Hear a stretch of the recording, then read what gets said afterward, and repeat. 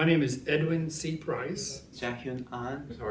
Derek Tobias. Lino Anunciacion. Me, Gavin Finnegan. I came to work at ConDev when it was founded by forming it myself.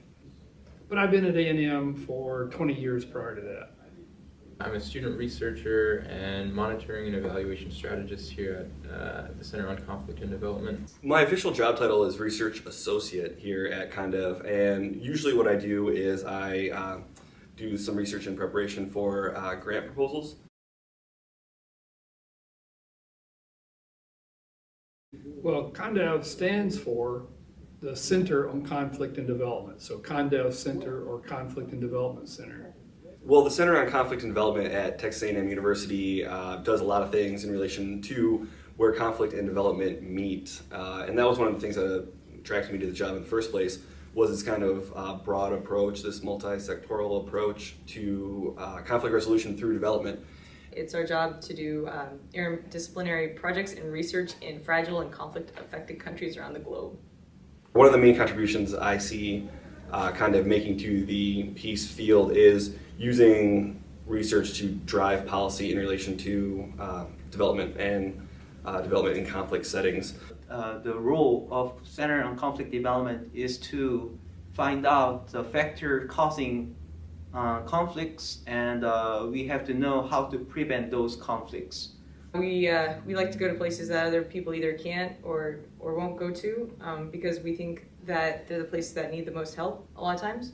ConDev, it provides a foundation for researchers and development organizations to access parts of the world that are difficult to access and to provide monitoring and evaluation for the projects, and it opens the door for a lot of other organizations that come in to utilize Texas A&M's experience and to increase the impact of their programming and to better understand the impact of their programming.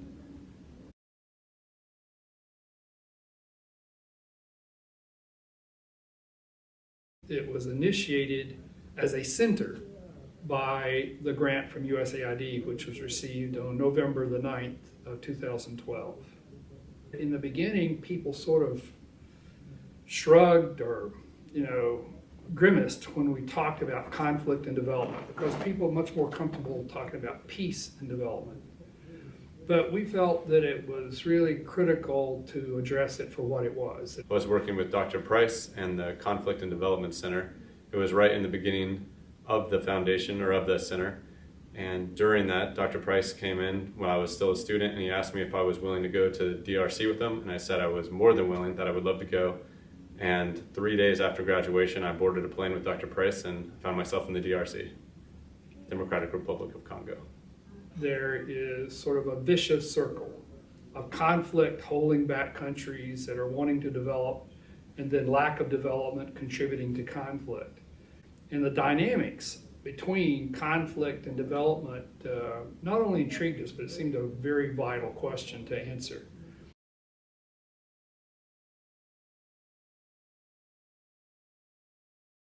Well, rather than types of conflicts, we really focus on the drivers of conflict, because our theory is, okay, if you can get rid of the drivers, you can diminish the conflict and prevent it.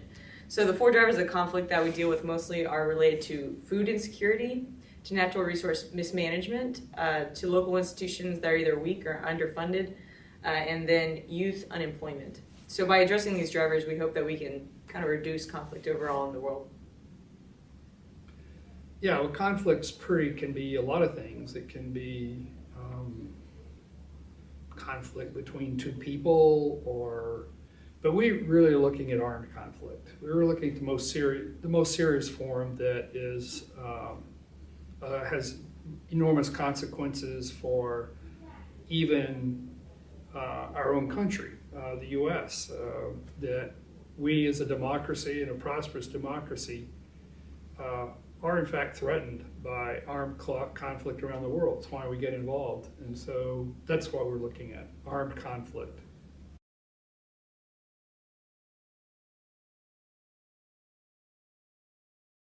Two things: a grant from the Howard G. Buffett Foundation that established the Conflict and Development Endowed Chair on Conflict and Development, And then shortly thereafter, the award of a USAID grant or cooperative agreement to establish a center on conflict and development.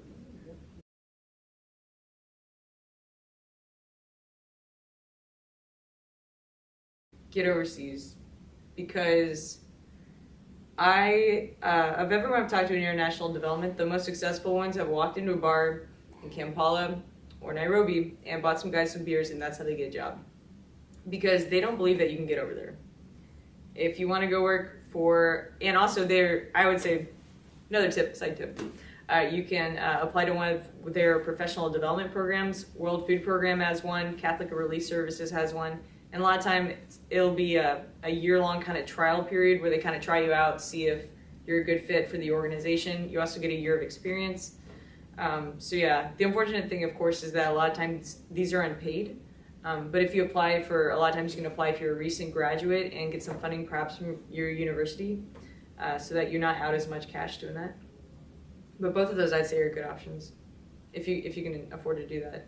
Also, I would say just take any job you can in the field, and that way, if nothing else, you have a sustainable means of supporting yourself while you do look for a job in the field. Learning a language is critical to living abroad. So I would suggest that if you could join an organization like Peace Corps, it's great because you'll pick up that language. However, you don't necessarily have to do that. If you invest time and if you put a lot of effort into learning a language, and that doesn't need to be a small like tribal language, that could be something like Spanish or French, just to have that foundation of foreign languages really opens up doors.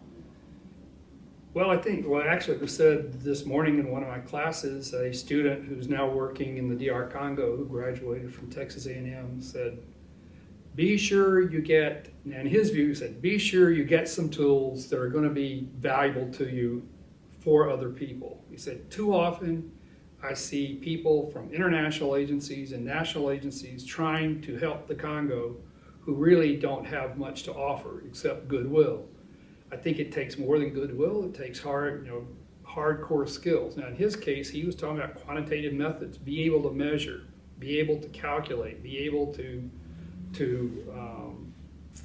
assess in a quantitative way what you're doing, just like we were saying a moment ago.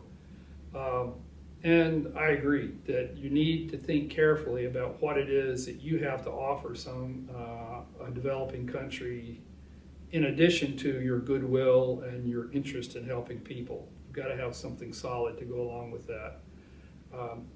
Other times when people say, how can I best get started in development? I always recommend Peace Corps.